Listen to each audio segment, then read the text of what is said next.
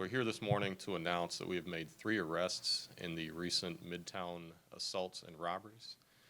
Investigators were able to identify the 3 suspects involved, 2 males and 1 female, and place charges on them. Warrants were secured yesterday. And then during the overnight hours, our Atlanta Police fugitive units located each of those suspects and took them into custody. So at this point, they have been taken to jail on these charges. And investigators are actually currently still working this investigation. There's a lot that goes into this. And we were able to identify a 3rd robbery that we believe that these 3 are involved in. There were some similarities in that robbery, the way that the victim was approached from behind, placed in a chokehold. There was no weapon used in this one, but investigators, like I said, were able to link the suspects to this one, and we anticipate charges on that.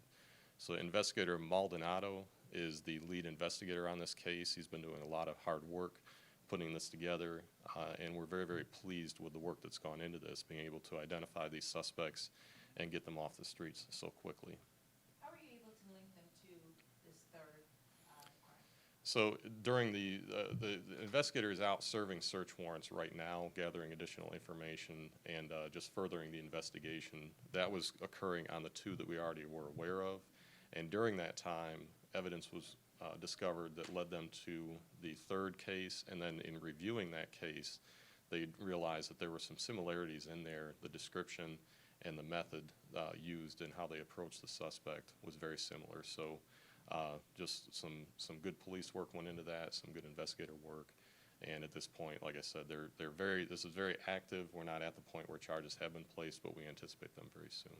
How were you able to link them to the attacks near in Piedmont?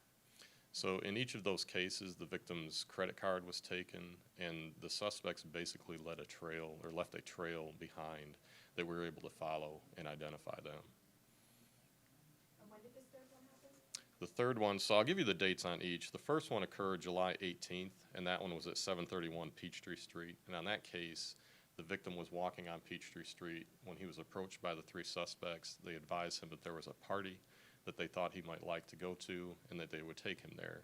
As they turned down 4th Street, walking towards Piedmont Avenue, at that point, one of the suspects grabbed him from behind, put him in a chokehold, brought him to the ground where he was assaulted and stabbed before being robbed of his items. In the 2nd case, this one occurred, and this is the new one, this one occurred on July 22nd, and this one occurred at 3338 Peachtree Road. And I believe that there is a MARTA station that is right there, and in this case, it was a female victim that was headed towards the MARTA station when she was approached by 2 males, what she believed would be 2 males from behind, placed in a chokehold and taken to the ground. They then stole her purse. And there was a 3rd party that approached during the time that she was being assaulted. In that case, there was no knife used, but again, we were able to link them. There were some other similarities to that. Then the last case, the most recent one that we had, occurred over the weekend, and this was on July 27th. And this occurred on Park Drive. The address that is used there is 1320 Monroe Drive. So this was on Park Drive leading into Piedmont Park. The victim had advised that he was walking towards Piedmont Park with the intentions of cutting through the park and going to the MARTA station on the other side.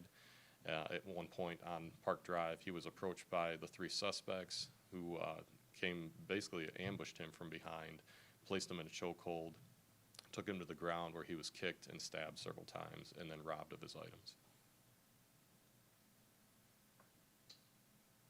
So, Can you talk a little bit about the ages of the people arrested? so we've got 2 18-year-olds and a 19-year-old. And the charges in this are going to be 2 counts each, but it's 2 counts of aggravated battery, aggravated assault by strangulation, armed robbery, possession of a knife during the commission of a felony, and battery where the victim sustained substantial physical harm.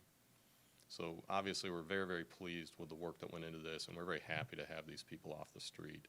As we said on Monday, we were very concerned with the level of violence that we saw in each of these cases. So we're very, very pleased that they're off the street. And as far as the 3rd case, can you talk a little bit about the injuries that that victim sustained in that? And is this the one that we just found out? Yes. Okay, yeah. So I've had limited time to review that because we just learned of it. So I believe the victim was grabbed from behind and placed in a chokehold, and she sustained some bruising to her neck in that case. Fortunately, in that case, they did not use a knife, and she was not injured beyond what she was.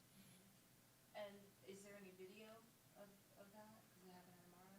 I'd have to talk with the investigators and see what they have. At this point, I don't anticipate that we'll be releasing that, but I'll have to see what they have. So, answer me this, in each case, it seems like these people were all alone, right? They were alone, some were The distracted. victims. Excuse me, the Yeah. victims, each case they were distracted. Do you think that's why they were targets in these situations?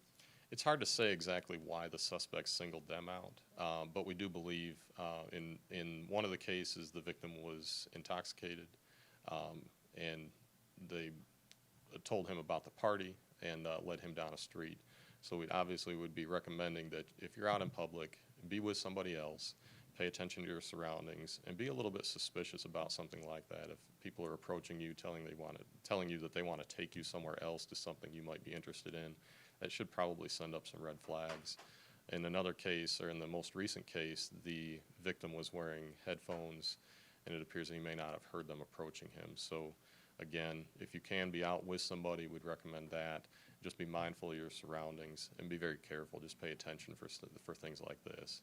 Has weapon use been found? I'm not sure of all of the evidence that they've recovered at this point. Still very active. Investigator Maldonado is still actively investigating this. And obviously we'll be looking at, so we've already linked them to one more robbery, and we'll be looking at the possibility that they may be related to any other ones in the city.